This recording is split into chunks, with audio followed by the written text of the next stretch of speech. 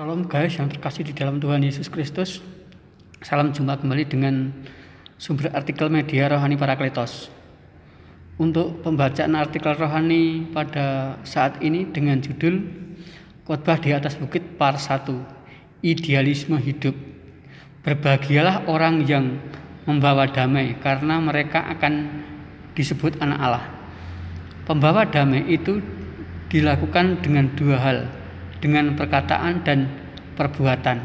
Pembawa damai melalui ucapan, yaitu menyampaikan informasi dengan benar, akurat, dan terpercaya, baik melalui media cetak dan melalui media elektronik, baik secara langsung maupun tidak langsung. Dalam kehidupan orang percaya di tengah-tengah masyarakat yang majemuk, baik suku, bahasa, dan agama, harus mempunyai hikmat dan pengetahuan serta terang kasih Allah. Karena perkataan dan informasi apapun harus komunikatif dan dipahami oleh banyak orang dari berbagai kalangan atau lapisan masyarakat. Informasi yang bisa diterima dan dari berbagai kalangan itulah yang disebut keberhasilan. Sekalipun informasinya baik, mempunyai tujuan baik, namun jika cara menginformasikan dengan teknik dan cara yang salah dan membuat orang lain salah paham, itu tidak ada artinya. Pembawa damai itu harus selalu berpikiran, bertutur kata positif dan bertindak positif, karena segala sesuatu yang akan terjadi di dalam dunia ini dimulai dari pikiran, ucapan. Kalau yang akan kita ucapkan itu positif, hasilnya juga akan positif. Karena dosa dimulai dari pikiran yang negatif.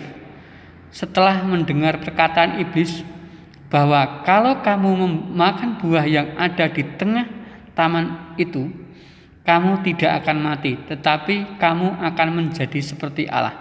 Pikiran Hawa yang ingin menjadi seperti Allah, itulah yang membuat ia makan buah pengetahuan baik dan jahat.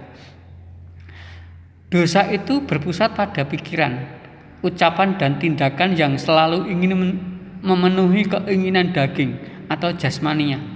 Ya katakan ya, tidak katakan tidak. Rasul Yohanes mengatakan orang yang suam-suam kuku akan dimuntahkan oleh Allah. Inilah yang disebut komitmen dan prinsip hidup. Kalau menjadi pengikut Kristus, ya harus berpikir, berucap, dan bertindak seperti Dia. Di dalam Kristus tidak ada istilah mengambang atau kutu loncat.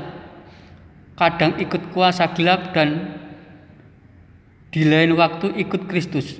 Ia tidak suka orang yang setengah hati atau hangat-hangat tai ayam. Kalau panas ya panas dan dingin ya dingin. Jangan kadang panas dan kadang dingin. Seorang pembawa damai dari Kristus syaratnya harus suka dan sudah lahir baru dan hidup baru. Dan orang yang demikian yang akan melihat Allah serta menjadi anaknya. Orang yang mengaku percaya pasti telah melihat kasih Allah, kuasa dan keberadaannya di dalam Kristus Yesus. Orang percaya akan merasakan dan melihat Dia. Seperti kata Paulus, hidupku bukannya aku lagi, tetapi Kristus di dalamku. Apabila Kristus tinggal tetap di dalam hidup kita, orang akan melihat Allah atau Kristus di dalam semua aspek kehidupan kita. Pembawa damai harus mempunyai prinsip ora et labora, berdoa dan bekerja. Karena tindakan dari pembawa damai yang bisa dilihat dan dinilai oleh orang lain. Menjadi pembawa damai sangat berat karena ada harga yang harus dibayar, yaitu waktu, tenaga, pikiran, bahkan bisa juga dengan harta benda yang kita punya, serta masa depan kita. Lebih dari itu, untuk menjadi pembawa damai, Allah kadang menuntut kita untuk menjadi martir atau nyawa kita untuk dipertaruhkan demi kedamaian itu. Contoh Nabi Yeremia ketika dipanggil oleh Allah untuk menjadi nabi, ketahuilah pada hari ini aku mengangkat engkau atas bangsa-bangsa dan atas kerajaan-kerajaan untuk mencabut dan merobohkan, untuk membinasakan dan meruntuhkan, untuk membangun dan menanam. Pembawa damai ada kalanya menuntut situasi seperti Nabi Yeremia. Pada waktu itu, kondisi sosial kemasyarakatan bangsa Israel mengalami kemerosotan karena mereka hanya memenuhi keinginan daging.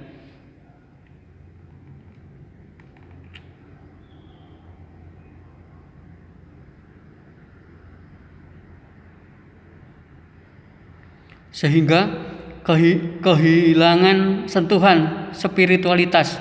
Makanya mereka bersiap-siap menerima hukuman oleh Allah yang maha dahsyat. Kata mencabut dan merobohkan ibarat pohon atau tanaman yang tidak menghasilkan buah. Untuk apa dipertahankan hidupnya? Tentunya akan dicabut dan diganti dengan yang masih produktif.